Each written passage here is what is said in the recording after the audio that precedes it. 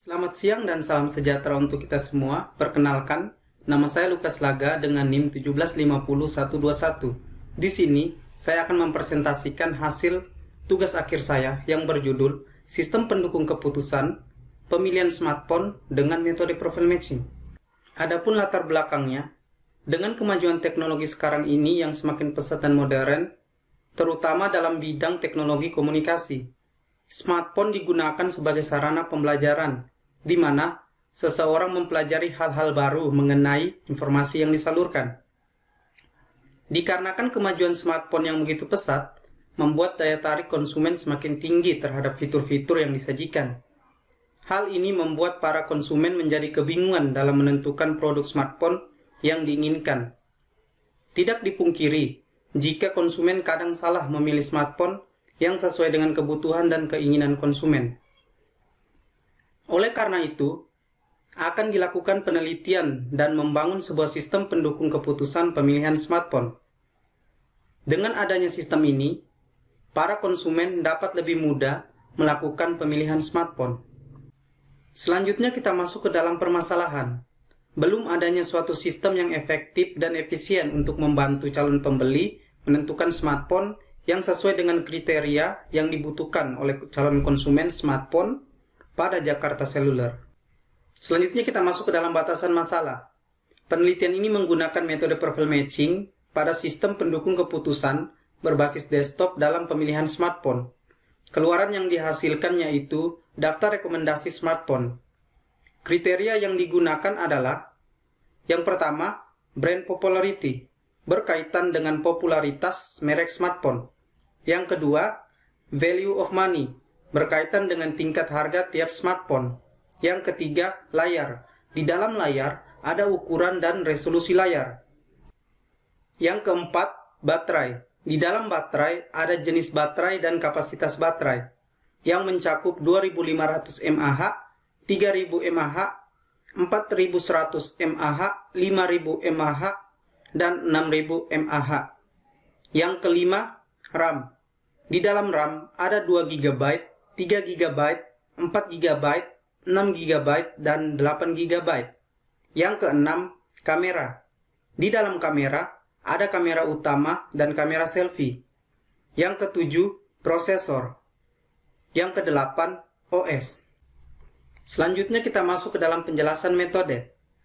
Profil matching atau pencocokan profil adalah metode yang sering digunakan sebagai mekanisme dalam pengambilan keputusan dengan mengasumsikan bahwa terdapat tingkatan variabel predikator yang ideal yang harus dipenuhi atau dilewatkan.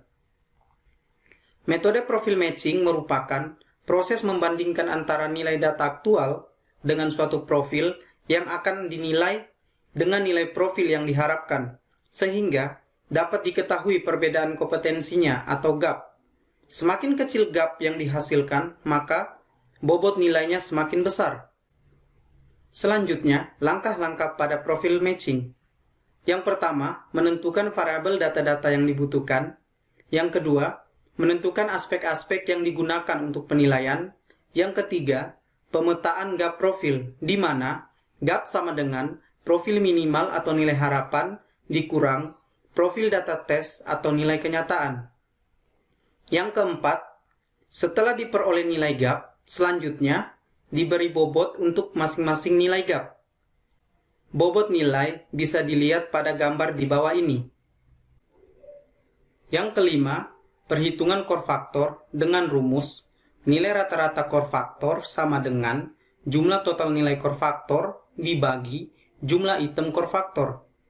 Yang keenam, perhitungan secondary factor dengan rumus nilai rata-rata secondary factor sama dengan jumlah total nilai secondary factor dibagi jumlah item secondary factor.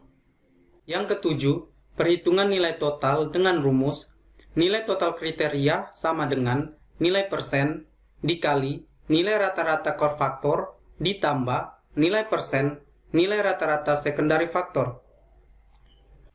Yang kedelapan, perhitungan penentuan ranking dengan rumus ranking sama dengan nilai persen dikali nilai total kriteria aspek utama ditambah nilai persen dikali nilai total kriteria aspek pendukung. Selanjutnya, demo aplikasi.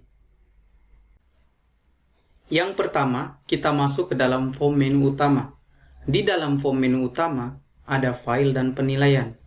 Di dalam file, ada login, logout, dan keluar. Sebelum kita lanjut, terlebih dahulu kita login. Di dalam form login, ada username, password, tombol login, dan tombol cancel. Isi username dan password yang benar.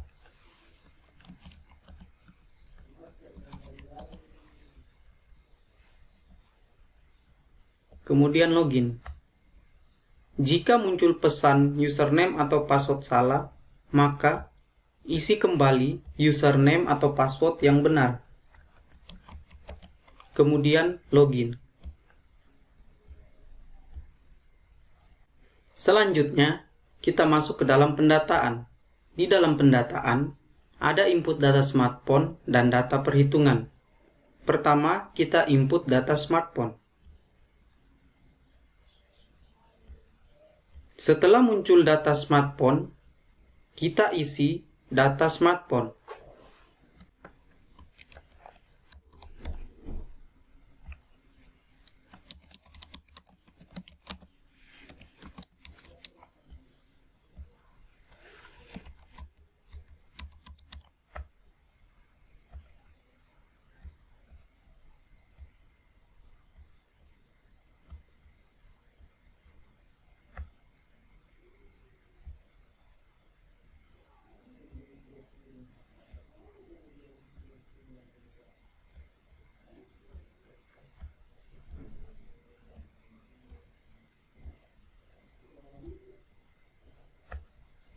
Jika data sudah diinput, kemudian kita tekan tombol simpan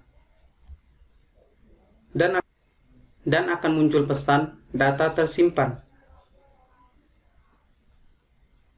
Selanjutnya, jika ingin mengupdate data, kita panggil kembali data atau ID smartphone yang kita input tadi. Kemudian enter. Setelah itu, pilih salah satu data yang ingin dirubah.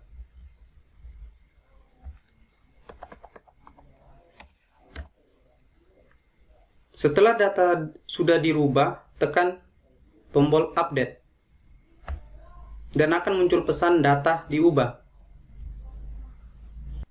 Selanjutnya, kita tekan tombol keluar.